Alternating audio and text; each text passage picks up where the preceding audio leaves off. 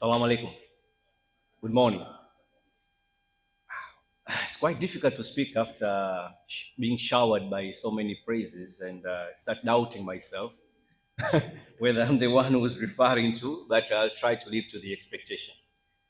So let me start by acknowledging first the Deputy Permanent Secretary, Public Service Management, Mr. Omar Haji Gora, Commissioner, Mr. Rashid Hamis Othman from the Labour Commission, Dr. Josephine Kimaro, Deputy CEO of the PDB, and the board and the chairperson of the board of directors of Tanzanite CEO Roundtable, Mr. Yunus Rashid Mwarabu, Chief Executive Officer, Tanzanite CEO Roundtable, distinguished senior government officials, invited guests, CEOs, ladies and gentlemen. I've been to Zanzibar countless times since I first landed here in 1994. I was a primary school student by then. A lot has changed from then to now. By then, Zanzibar was characterized more by Vipando, Vespa. Only Stone Town was very much developed. I went to Nungwi then. There was very few hotels. Even by then, we had to be housed at the Betras Teachers College because hotels were not so many. I've been coming to Zanzibar every after then, and what I've seen is a lot of expansion in terms of population has grown.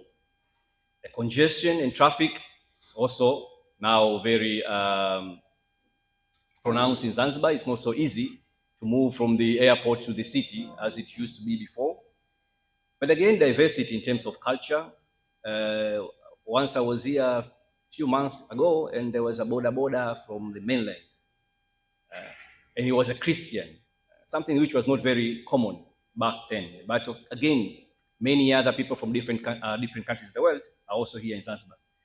So that is not all, because more is coming, actually. More is coming when you follow what His Excellency President Dr. Hussein Mwinyi is doing, his transformative agenda and his thinking.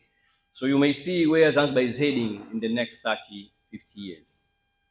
So we are witnessing the increasing number of tourist arrivals. We are celebrating that one, both for leisure and work. Nowadays they call workation.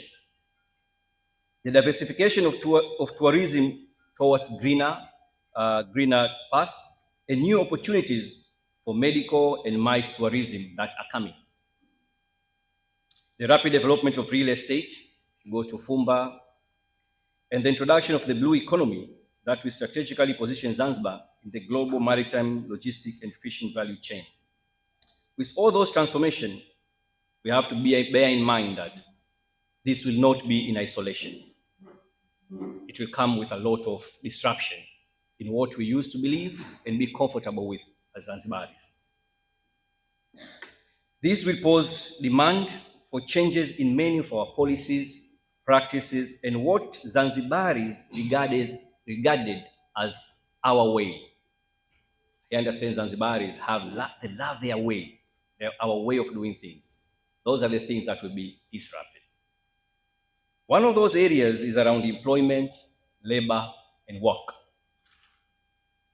More foreign direct investment will also mean more foreign workers. You cannot separate the two. More economic diversification, adding new sectors in our economy will also mean more flexibility of our labor laws to accommodate specific needs of industries. You cannot treat tourism workers as same as oil and gas workers. It's totally quite different. So the real estate development, for example, will attract foreigners to buy properties. That's what we're doing right now, and reside in Zanzibar while working remotely, as observed during COVID-19. To what extent our laws recognize and understand that. The construction, since I'm in Korea, I'll speak about what I know coming from the Korean side. Through Korean funds, we are about to start construction of a 600-bed hospital, the modern one.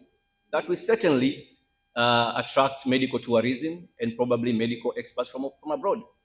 How will that work with our laws? And also, how will that work with the people who are coming here for long term for tourism and then, for medical tourism, and they decide to work at the same time on the ground?